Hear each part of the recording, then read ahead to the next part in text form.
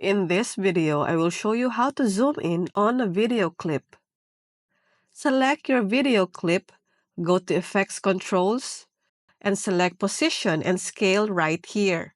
Adjust the figure on Scale. In here, we can see that the whole clip is already zoomed in. To put zooming in effect, put this on the start of the clip and adjust again the position. And the figure of the scale must be lower than the previous one.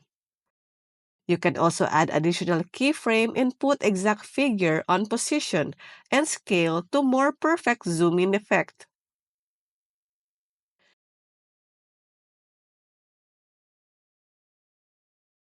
And that's it. For more videos like this, hit the subscribe button and click the notification bell so that you get notified for our new uploaded videos. See you next time!